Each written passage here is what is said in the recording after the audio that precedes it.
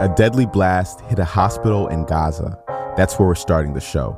We're also checking in on the House, which failed to elect a speaker yesterday. I'm Jeff Pierre, and this is The Seven from The Washington Post. Today is Wednesday, October 18th. Let's get you caught up with today's 7 stories. For our first story today, hundreds of people are feared dead after an explosion at a hospital in Gaza City. Yesterday's blast appeared to be the single deadliest incident for civilians in Gaza since the war with Israel began. Displaced Gazans had been sheltering at the hospital ahead of an expected Israeli ground offensive. Palestinian officials said that an Israeli airstrike hit the hospital, but Israeli officials denied carrying out the attack and blamed a failed rocket launch from the Palestinian militant group Islamic Jihad. Neither claim could be immediately verified by the Post. The incident sparked outrage and protests across the Middle East, increasing fears of a broader conflict. President Biden landed in Israel this morning. He spoke to Israeli Prime Minister Benjamin Netanyahu about the hospital explosion. I was deeply saddened and outraged by the explosion at the hospital in Gaza yesterday. And based on what I've seen, it appears as though it was done by the other team, not you. But there's a lot of people out there not sure. So we got to overcome a lot of things. Biden will meet with Israeli officials and the families of victims and hostages, but he won't travel to Jordan, where a planned summit with Arab leaders was called off following the hospital explosion. This is a rapidly developing story, and our reporters are working to get the most accurate information possible about a volatile situation. And there's a lot of misinformation out there, so follow along with the latest updates on our website. The House failed to elect a new speaker yesterday. That is story number 2. No person having received a majority of the whole number of votes cast by surname, a speaker has not been elected. Pursuant to Clause 12A of Rule 1, the chair declares the House in recess subject to the call of the chair. Ohio Representative Jim Jordan didn't win enough Republican support to become speaker in the first round of voting. 20 Republican lawmakers voted against him, and he could only afford to lose 4 Republican votes. That means we still don't know who will lead the chamber after Kevin McCarthy was forced out of the position 2 weeks ago. Jordan and his allies are now scrambling to find more support among their colleagues. They said they would hold another vote today. At number 3. Ukraine used long-range missiles that were provided by the U.S. for the first time. Yesterday, Ukrainian military officials said they fired a version of the missiles, which are known as ATACMS. They said that the missiles struck Russian military aircraft and ammo depots in occupied Ukraine. This could be an important moment in the war. The strikes demonstrate Ukraine's new ability to hit key targets deep inside Russian-held territory. That could help to revitalize Ukraine's slow counteroffensive against Russia.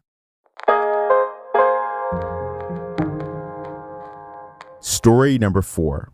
The U.S. halted collection on some past due COVID loans. This relates to around $62 billion in pandemic loans given to small businesses. The agency that manages the program has decided against using aggressive action to pursue borrowers behind on their bills. The Small Business Administration thinks recovering the money could cost more than simply writing it off. But the agency's watchdog said that decision could break the law. And yesterday, House Republicans opened their own investigation into the decision.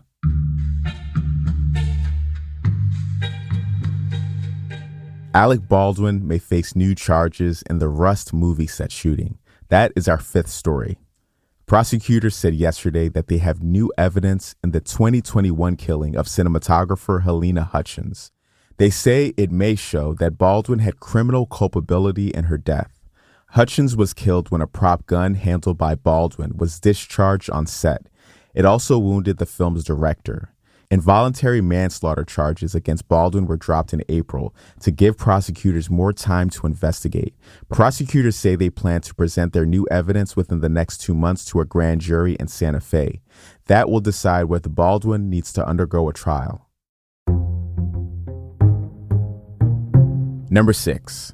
The IRS announced a new way to file your tax return. It's called Direct File. It's a tax preparation software program just like TurboTax, but this software program was created by the IRS, and it's totally free. The agency hopes that the program will make it easier to fill out your tax forms. This new filing option will start in 2024, and it'll only be available in 13 states. And if you want to try it, you'll need a special invitation. Select taxpayers will start getting those around mid-February. And our last story today. A college student used artificial intelligence to read a 2,000-year-old scroll. Luke Ferreter was at a party at the University of Nebraska when he received a text that would help him decipher an ancient message. It was an image of Greek letters written on an ancient Roman scroll. The scroll was damaged by a volcanic eruption in the year 79 AD, and researchers thought it would be impossible to ever read. You can see a picture of it in our newsletter.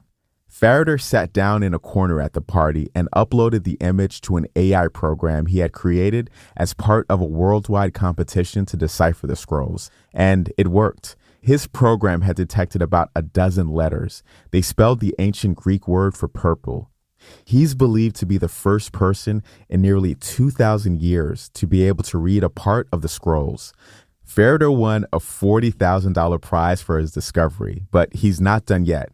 His next goal is to win the $700,000 grand prize in the competition to decipher even more of the scrolls. That is the show for today. There's a lot of news happening in the world right now, and if you're looking for a good way to stay informed, you should sign up for our newsletter. It's free, it covers a wide range of topics, and it hits your inbox early every weekday morning. Click the link in our show notes to find it. I'm Jeff Pierre, and I will meet you back here tomorrow.